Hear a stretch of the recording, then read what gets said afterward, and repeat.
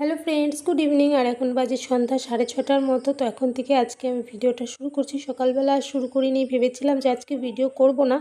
তো এখন এখান থেকে ভিডিওটা শুরু করছি। দেখো, সন্ধ্যাবেলা বসে এদিকে নারকেল ভাঙছি। তো মা বানাবে পিঠা, পায়েস এগুলো। কেননা পিউ 9 মাসে পড়ে গিয়েছে, মা 7 খাওয়াবে, আর মা না খাওয়ানো পর্যন্ত অন্য কেউ খাওয়াতে পারবে না। তো কালকে মা 7 খাওয়াবে, আর কালকে রান্নাবান্নার অনেক ঝামেলা থাকবে। তো তখন পিঠা পায়েস করাটা একটু অসুবিধা হয়ে যায়, সময়েরও অভাব, আর এত গরম পড়েছে, এই গরমে আর এগুলো করতে ভালো লাগে না। তো আজকে রাতের বেলা বসে মা আর আমি পিঠা পায়েস এগুলো সব বানিয়ে নেব। আর তাই সন্ধ্যাবেলাতেই এই নারিকেলটা ফাটিয়ে নিচ্ছি প্রথমে, আর ওদিকে মা সব জিনিসপত্র গুছিয়ে নিচ্ছে।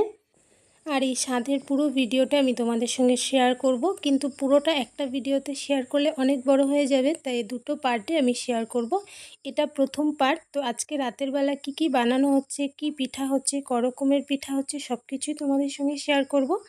আর এদিকে দেখো, নারিকেলটা ভেঙে এবার নারিকেল কুড়ানোর জন্য বসে গেছি। তো নারিকেলটা কুড়ানো হয়ে গেলে এটাকে আমি খিরসা বানানোর জন্য বসিয়ে দেব। আর তারপর অন্য কিছু আস্তে আস্তে রেডি করা যাবে। আর এদিকে পুচকু আছে, তো ওকে নিয়ে এত কিছু করাটা সম্ভব হয় না। আর পিউ যেহেতু অসুবিধা, পিউ ওকে রাখতে পারে না বেশিক্ষণ।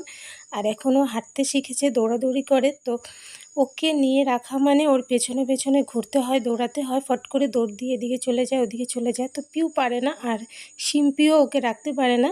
তো এদিকে আমি কিছু করলে মা ওকে দেখতে হয়, আর মা কিছু করলে আমি দেখি। তো এইভাবে করেই করতে হয়। আর তাই এদিকে নারিকেলটা কুড়িয়ে নিচ্ছি, আর ওদিকে মা পুচকুকে নিয়ে রেখেছে।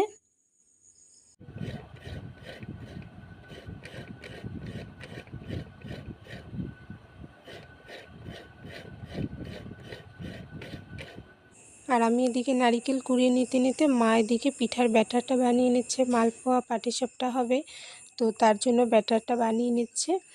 আর এখানে সুজি প্রথমে একটু জলে ভিজিয়ে নিল। সুজিটা ভিজতে একটু সময় নেয় আর জল অনেকটা টেনে নেয়, তাই প্রথমে সুজিটাকে ভালো করে একটু ভিজিয়ে নিয়ে তারপরে এর মধ্যে বাকি জিনিসগুলো দেওয়া হবে। আর এখন কিন্তু বেশ অনেকটা রাত্র হয়ে গেছে, এখন 10:30টার বেশি বাজে। তো পুচকুকে খাইয়ে ঘুম পাড়িয়ে দিয়েছি, আর তারপর আমরা এই কাজগুলো করছি। কেননা ও এত দুষ্টামি করছিল বিকেলবেলার থেকে, তো ওর সামনে এগুলো নিয়ে বসে কাজ করা যাবে না, তাহলে ওই সব কাজ করে ফেলে, আমাদের আর কিছু করতে হয় না। তাই হচ্ছে ওকে ঘুম পাড়িয়ে তারপরে এই কাজগুলো শুরু করা হয়েছে। তো এখন ঝটপট করে মা আর আমি দুজনে মিলে করে নেব, খুব বেশি সময় লাগবে না। তো এদিকে দেখো, সুজিটা ভিজিয়ে ওর মধ্যে চিনি ময়দা দিয়ে দিল। আর মালপোয়া বানাতে কিন্তু খুব বেশি কিছুর দরকার নেই, শুধু সুজি ময়দা আর চিনি ব্যাস হয়ে যায়। আর সঙ্গে পরিমাণ মতো সামান্য একটু লবণ। লবণ দিলে যে কোনো মিষ্টি জিনিসের টেস্টটা বেশি ভালো হয়, তাই একটু লবণ। আবার অনেকে কিন্তু পিঠাতে লবণ দেয় না, লবণ দিয়ে ভালোবাসে না। তো এটা যার যার নিজের নিজের পছন্দ। তো এখানে কিন্তু আমরা একটু লবণ দিয়েছি। তো মা এই ব্যাটারটা রেডি করে নিচ্ছে। এদিকে দেখো, মালপোয়ার ব্যাটারটা রেডি। রেডি নয়, এর মধ্যে সামান্য একটু জল লাগবে, বেশ অনেকটা ঘন হয়েছে। তো এর মধ্যে আরও অল্প একটু জল দিতে হবে, 2-3 চামচের মতো জল দিলেই কিন্তু হয়ে যাবে। দিয়ে তারপর এটাকে আবারও একটু মিশিয়ে নিতে হবে। আর এই ব্যাটারের মধ্যে থেকেই কিন্তু অল্প আলাদা করে নিয়ে ওটা দিয়ে পাটিসাপটাগুলো তৈরি করা হবে।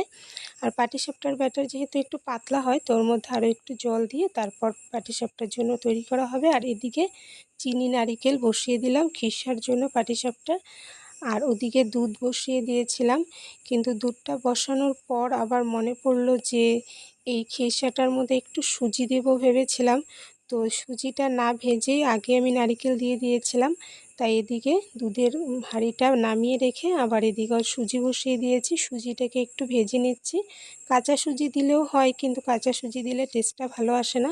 তো সুজিটাকে ভালো করে একটু ভেজে নিলে ভালো হয়। সুজিটাকে ভালো করে এদিকে ভেজে নিচ্ছি। আর দুটো উনানে একসঙ্গে বসিয়ে দিয়েছি, ঝটপট হয়ে যাবে। আমাদের কিন্তু রাতের খাবার হয়ে গেছে সবারই, শুধুমাত্র আমি খাইনি। তো আমাকে বলল খেতে, কিন্তু আমি বললাম যে খেয়ে নিলে এত রাতের বেলা আর কাজ করতে ইচ্ছা করে না, খেয়ে নিলে তখন মনে হয় যে শুয়ে পড়ি। আর সেই কারণে আমি বললাম যে এখন খাবো না, এগুলো করে তারপর খাবো। তো মা ওইদিকে খেয়ে নিল, আর বাকি সবাই আগেই খেয়ে নিয়েছে।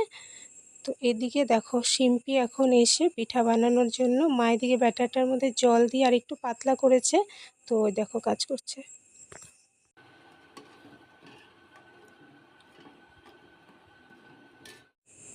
আর এদিকে দেখো নারিকেলের খিরসাটাও কিন্তু প্রায় হয়ে এসেছে। চিনির শিরাটা রয়েছে, যে চিনিটা দিয়ে নারিকেলটা খিরসা বানানো হচ্ছিল, চিনিটা গলার পর বেশ অনেকটা এখনও ভেজা ভেজা রয়েছে। তো এর মধ্যে ভাজা সুজিটা মা এদিকে ঢেলে দিল আর আমি এদিকে নেড়ে নিচ্ছি।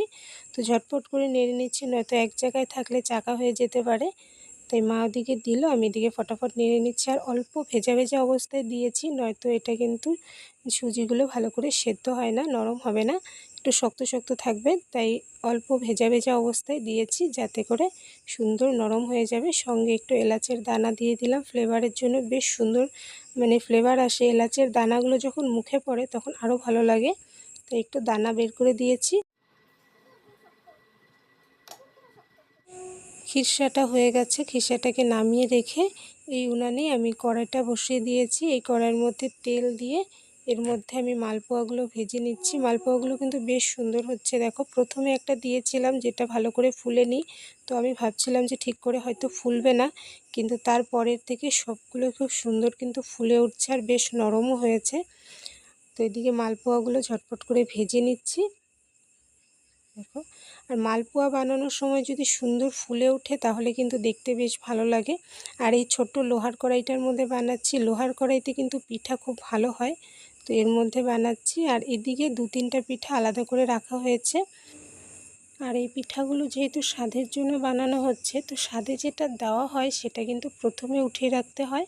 আর এতগুলো পিঠা তো আর দেওয়া হবে না, একটা কি দুটো দেওয়া হবে।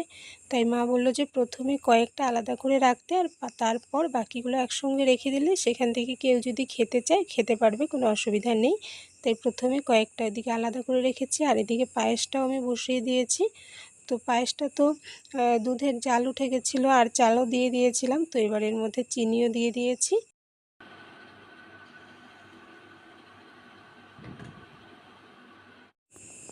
আর এদিকে এখন বেজে গেছে প্রায় 11:30টার কাছাকাছি।